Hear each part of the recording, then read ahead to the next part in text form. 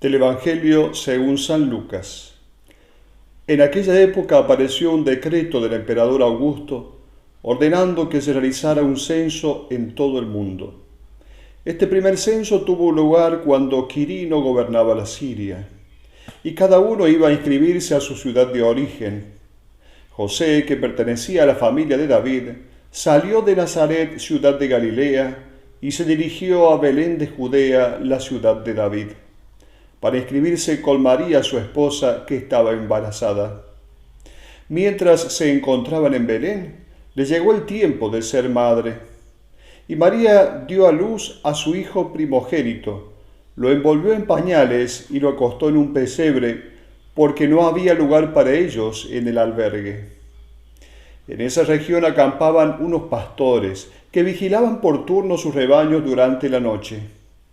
De pronto se les apareció el ángel del Señor, y la gloria del Señor los envolvió con su luz. Ellos sintieron un gran temor, pero el ángel les dijo: No teman, porque les traigo una buena noticia, una gran alegría para todo el pueblo. Hoy, en la ciudad de David, les ha nacido un Salvador, que es el Mesías, el Señor. Y esto les servirá de señal. Encontrarán a un niño recién nacido envuelto en pañales y acostado en un pesebre. Y junto con el ángel apareció de pronto una multitud del ejército celestial que alababa a Dios diciendo: Gloria a Dios en las alturas, y en la tierra paz a los hombres amados por Él. Hola amigos y amigas, estamos en Navidad. Miles de veces en la historia un niño se hizo rey, pero solo una vez en la historia un rey se hizo niño. Celebramos el nacimiento de Jesús.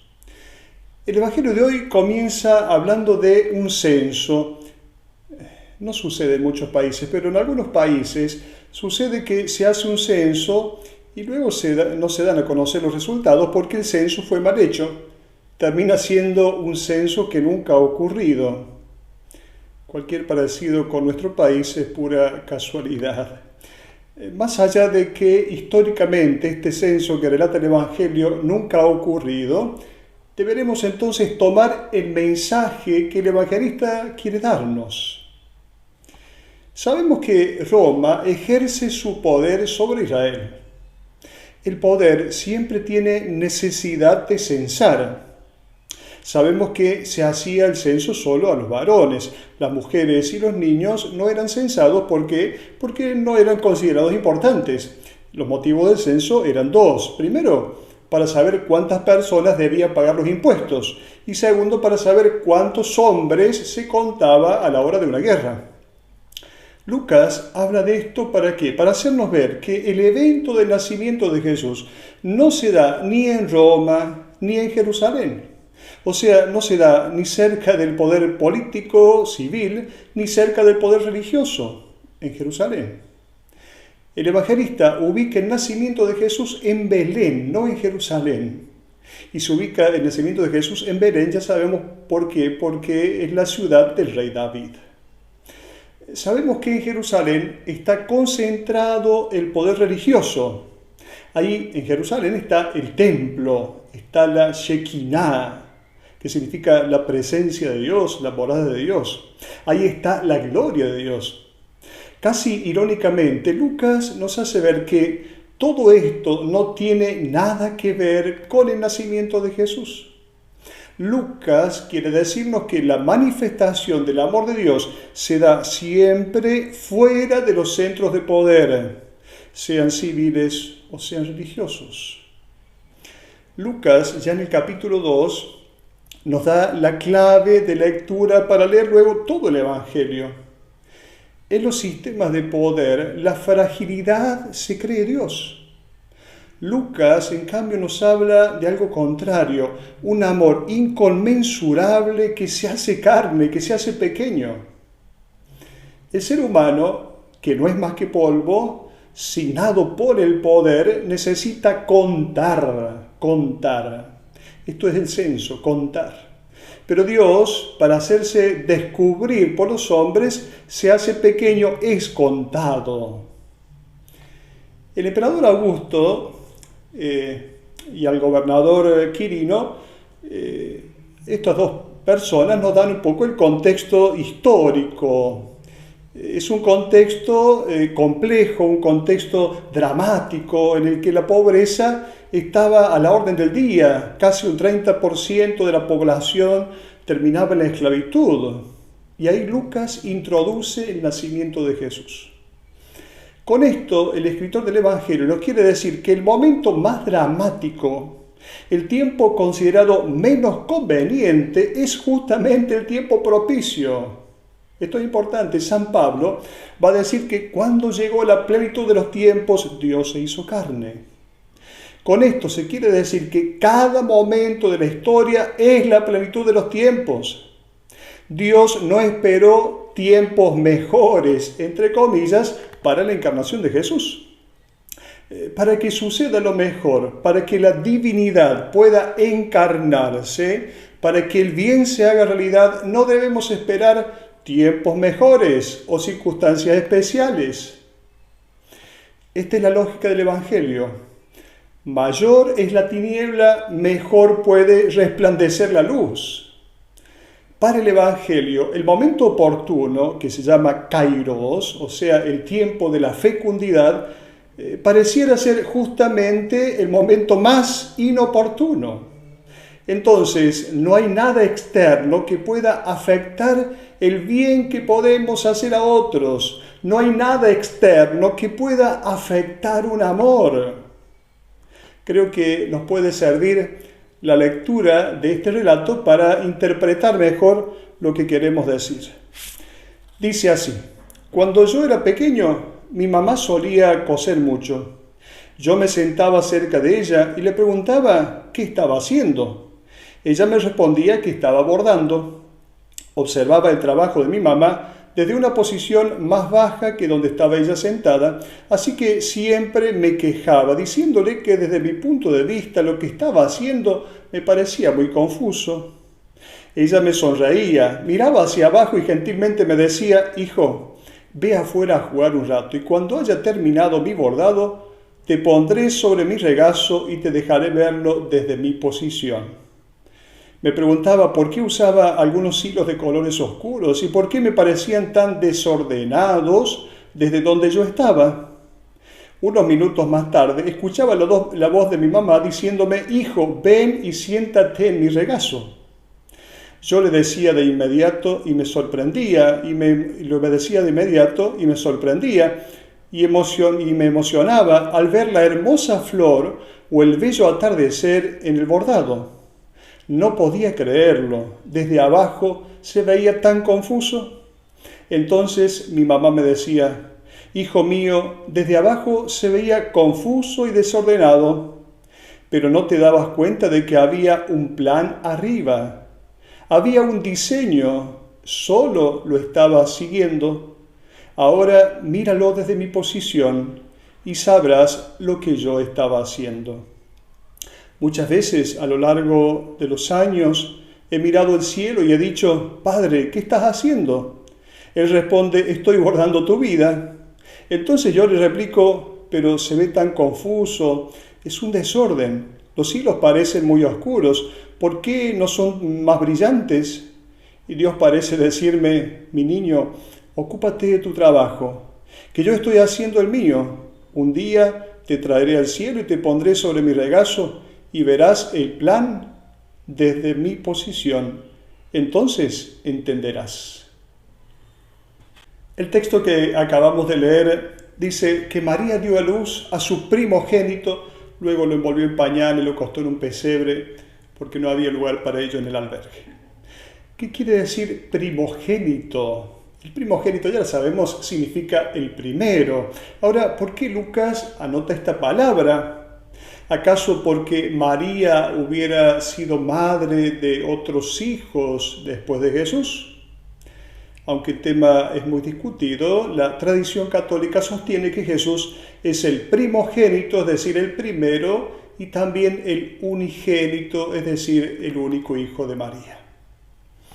Respecto al lugar de nacimiento, si bien los evangelios no dan una indicación muy precisa, desde el siglo II se ha instalado una tradición.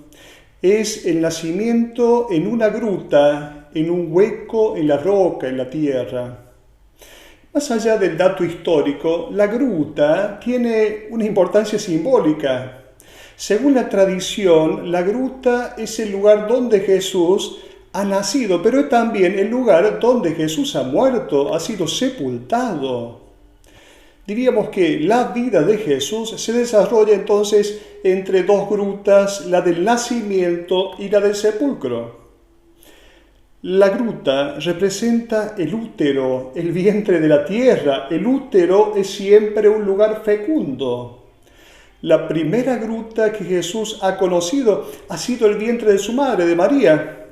Luego nace en una gruta y morirá en una gruta que, según el evangelista Juan, es un sepulcro virgen porque nadie había sido sepultado.